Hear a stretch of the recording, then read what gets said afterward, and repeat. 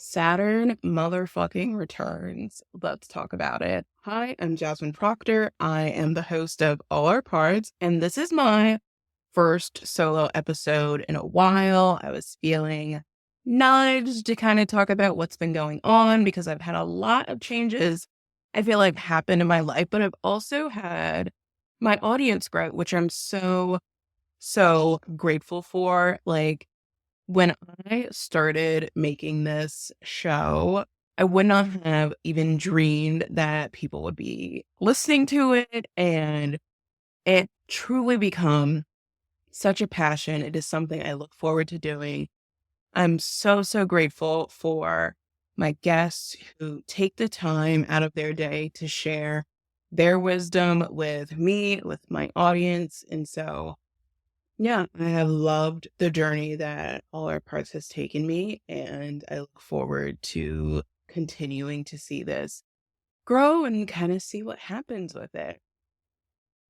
But today, we are going to talk about Saturn returns.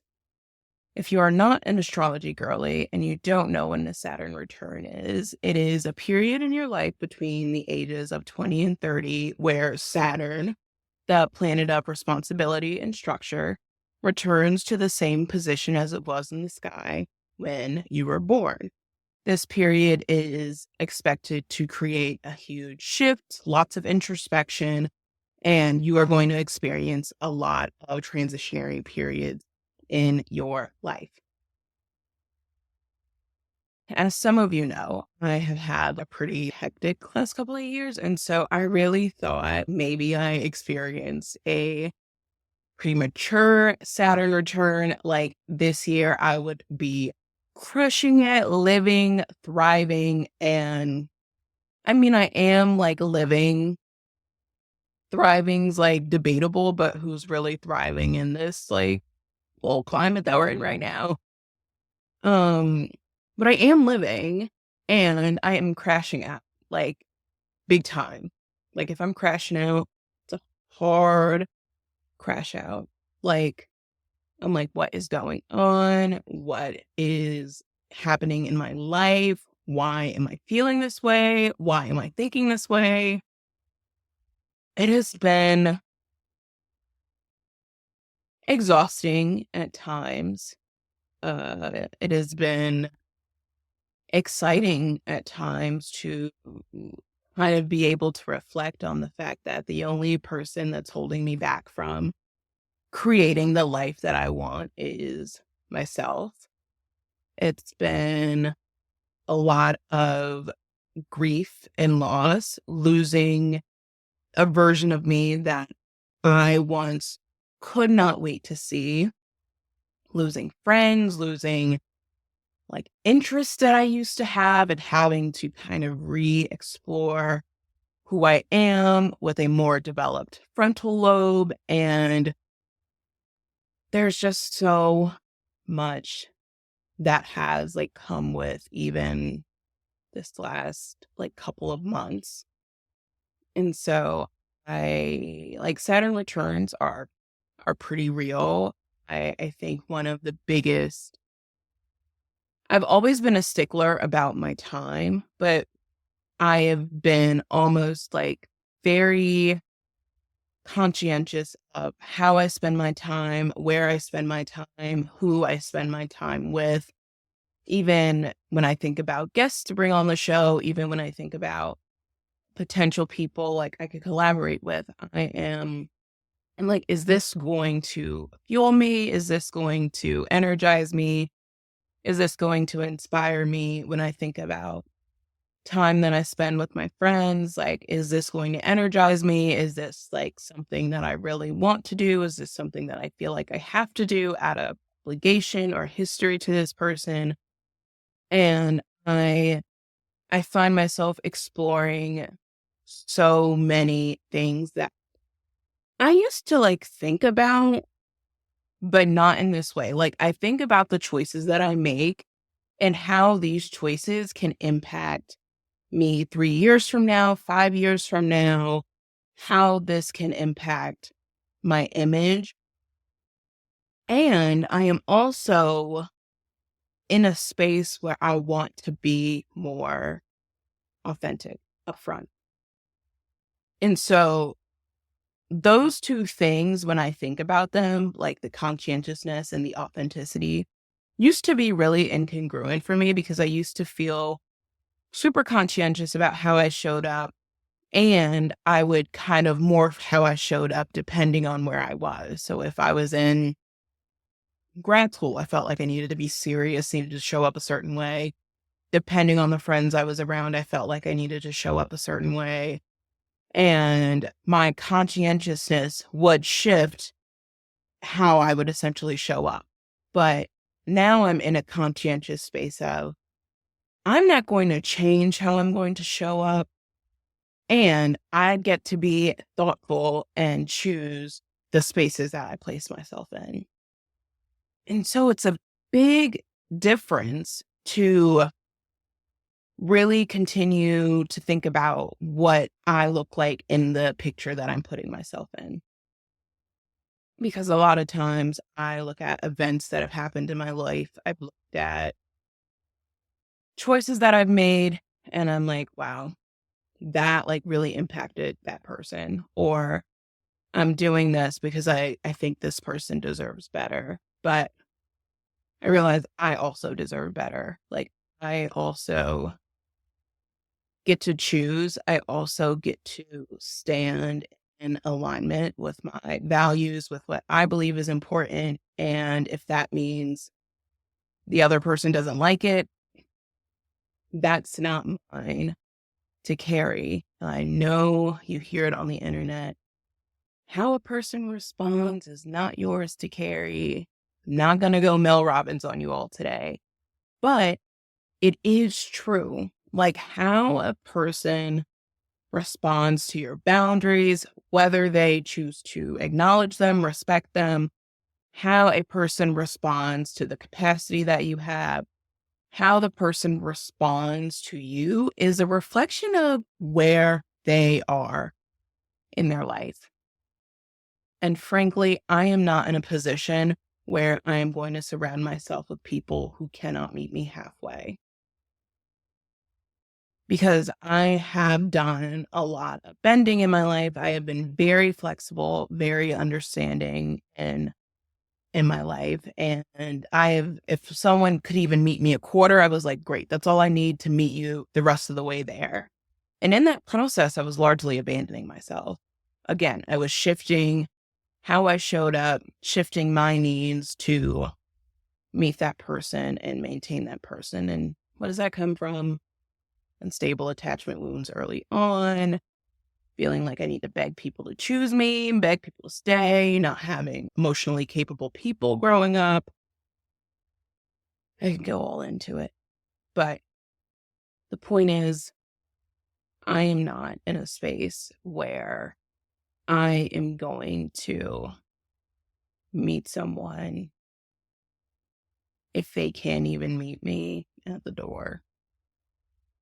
And so that has come with a lot of, I think, some harder conversations in some of my friendships. And honestly, like that is expected as we grow, as we evolve, as our needs change. We like have to have these conversations within our friendships. And I am learning how to rupture and repair better. That's something that I didn't get to learn growing up. And so I am grateful for these conversations that I've been able to have with my friends and being able to be in a space with my friends where we may not talk every day. We may not see each other all the time. We're all busy. We are all kind of creating our own paths forward. But when we get together, it feels like no time has passed. I just went to dinner with a friend and we reflected on that a bit. And it was just so nice. And I was like, oh my gosh, like, I love you. Like, regardless if I've seen you in like 6 months, like, you are still a very meaningful part of my life. And so within my Saturn return, I'm really, really evaluating my relationships, my professional ones, my personal ones, and really just taking note of what feels good and what doesn't. And thankfully, I've also been meeting people, sometimes like very serendipitously, who can meet me where I am. And like, they're like people that I've been waiting for like my entire, like, they are just relationships that instantly feel good. And it's been really encouraging. Even when I look at my work right now, I just started a Substack. You can find it under Jazz One. I'll link it in the show notes as well. I started a column called Misdiagnose and Dismiss: The Cost of Bad Mental Health Care. And it is a space where I share my reflections, my thoughts on the shifts that need to happen within the mental health system in order for it to be sustainable, in order for it to progress in the way that the world needs it to. It has been a project that I began due to shifts in my life, shifts in my work, and it's been a really healing outlet for me, continuing to post consistently on socials. And I've also been able to kind of level up where I'm able to produce my podcast. So I started using Buzzsprout and really starting to invest in where the show goes. And so putting it on Buzzsprout allowed me to get my show on YouTube. And yeah, I recognize that advocacy has always been a really important aspect of my life. I went to the first Women's March. I handed out lunches when Black Lives Matter protests were really rampant in the city. I volunteered, worked as a sexual assault prevention leader.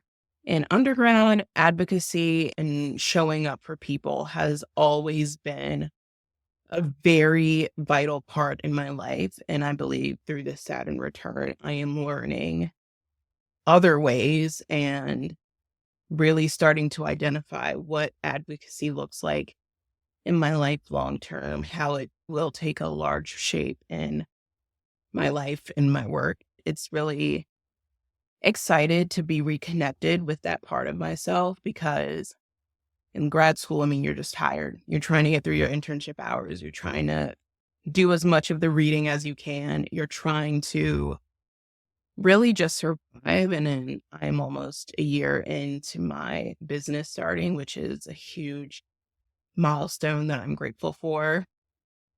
But it is also coming with, again, a lot of introspection.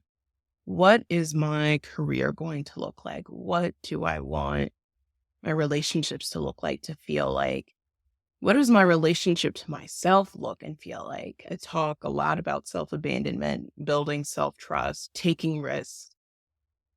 I'm looking at my March mantra and it's fear is boring. And so I'm leaning into this idea of fearing less. I believe that being fearless is unrealistic. And fear is a healthy like response that we have. It is a reminder to put our seatbelt on when we're driving. It is our reminder to not touch a hot stove. It's our reminder to be safe, make sure we tie our shoes when we're running. So my goal is to not be this fearless person, but just to fear less and to go after the things that are meaningful to me, the things that I value and I believe are important and are more in line with where I am. And that's really what I've got going on. I am accepting new clients in Maryland and DC. I'm also going to start promoting my coaching offers a bit more consistently. Scary and makes me nervous, and I don't know why. I was so glad my friend, Emily, she like called it out. She was like, "Why are you scared?" I was like, "I don't know." but I realize how a lot of imposter syndrome has shown up in my first year of business. And so being able to learn from the challenges, from the growing pains that I've had, feeling more confident in what I have to offer and feeling more confident in what I'm able to produce is like 90% of the battle. And so I appreciate all of you being on this journey with me. I'm going to link my website and my Substack. Everything will be in the show notes. And it was so great catching up with you, chatting with you. Let me know what you all want to hear. Shoot me a DM on Instagram. Let me know some guests, maybe. I'm trying to plug a few of my friends to get on here. You know who you are. But let me know what you want to hear me riff about. And I am going to try and do more solo episodes because I do like them. I just sometimes don't always have something to talk about. But I'm actually realizing there's so much, like there's literally so much to talk about. So until next time.